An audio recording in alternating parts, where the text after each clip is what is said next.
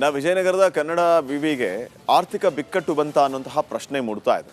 Kannada ವಿವಿಗೆ current bill ಕಟ್ಟೋಕ್ಕೂ ಕೂಡ ದುಡ್ಡಿಲ್ಲದ ಪರಿಸ್ಥಿತಿ. ಈಗಾಗಲೇ ಈ ವಿಚಾರವಾಗಿ ನಾವು ಹಿಂದೆಯೂ ಕೂಡ ಅಭಿಯಾನವನ್ನು ಮಾಡಿದ್ವಿ. ಯೂನಿವರ್ಸಿಟಿಗಳ ಪರಿಸ್ಥಿತಿ ಹೇಗಿದೆ ರಾಜ್ಯದಲ್ಲಿ ಅಂತ ಹೇಳಿ.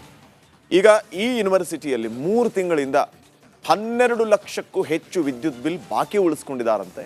ಕನ್ನಡ ಯೂನಿವರ್ಸಿಟಿಗೆ ಕರೆಂಟ್ ಕಟ್ ಮಾಡಿದ ಅಧಿಕಾರಿಗಳು ಒಂದು ದಿನದ ಮಟ್ಟಿಗೆ ಕರೆಂಟ್ ಕಟ್ ಮಾಡಿದ್ದಾರೆ.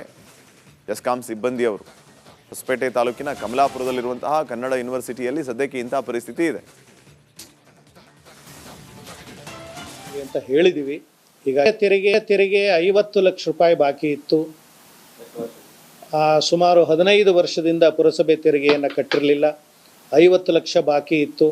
ಪುರಸಭೆಯ ಅಧಿಕಾರಿಗಳು ಇಲ್ಲಿ ಪ್ರತಿ ವಾರ ಬಂದು ನಮ್ಮ ಬಾಕಿ ಕೊಡಿ, ನಮಗೆ ಮೇಲಿನ ಅಧಿಕಾರಿಗಳ ಒತ್ತಡ ಇದೆ ಅಂತ ಹೇಳ್ತಾ ಇದ್ರು. ಅದನ್ನು ನಾವು ಸುಮಾರು ಕಳೆದ ವರ್ಷ ಆ 50 ಲಕ್ಷ ರೂಪಾಯಿಯನ್ನು ಬೇರೆ ಬೇರೆ ಹಣವನ್ನು ಹೊಂಚಿ ಅದನ್ನು ನಾವು ತೀರಿಸಿದ್ದೇವೆ. ಈಗ 12 ಲಕ್ಷ ರೂಪಾಯಿ ತೆರಿಗೆಯನ್ನು ಕಳೆದ ವರ್ಷದಿಂದ ಮತ್ತೆ ನಾವು ಕಟ್ಟಬೇಕಾಗಿದೆ. ಇಲ್ಲ, ಇನ್ನೂ ನೋಟಿಸ್ ಏನು ಬಂದಿಲ್ಲ. ಅನುದಾನ ಬಂದ ನಂತರ ಏನಾದರೂ ಹೊಂದಾಣಿಕೆ ಮಾಡಿ ಕಟ್ತೀವಿ ಅಂತ ಹೇಳಿದ್ದೀವಿ. ಹೀಗಾಗಿ ತೆರಳಿದ್ದಾರೆ. ಆಮೇಲೆ ಕಳೆದ ವಾರ ವಿದ್ಯುತ್ ಇಲಾಖೆಯವರು ಬಂದು ನಾವು 3 ತಿಂಗಳು ವಿದ್ಯುತ್ ಕಟ್ಟಿಲ್ಲ ಬಿಲ್ಲನ್ನು ಅಂತ ಹೇಳಿ ವಿದ್ಯುತ್ತನ್ನು ಕಡಿತಗೊಳಿಸಿದರು. ಆಮೇಲೆ ಈಗ ಮೊನ್ನೆ ಇಲ್ಲಿ ಇಂಧನ ಸಚಿವರು ಶ್ರೀಯುತ ಜಾರ್ಜ್ ಅವರು ಬಂದಾಗ ಅವರ ಗಮನಕ್ಕೆ ತಂದಿದ್ದೀವಿ. ಅವರು ತಕ್ಷಣ ಅಲ್ಲೇ ಇದ್ದಂಥ ಹಿರಿಯ ಅಧಿಕಾರಿಗಳನ್ನು ಕರೆದು ಇವರ ಸಮಸ್ಯೆಯನ್ನು ಬಗೆಹರಿಸಿ ಅನ್ನುವಂಥ ಒಂದು ನಿರ್ದೇಶನವನ್ನು ಕೊಟ್ಟಿದ್ದಾರೆ.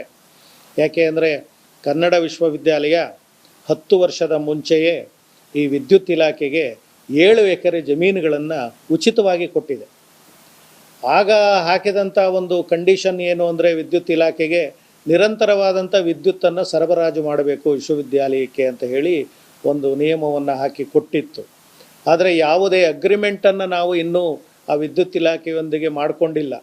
ಹೀಗಾಗಿ ಆ ಜಮೀನು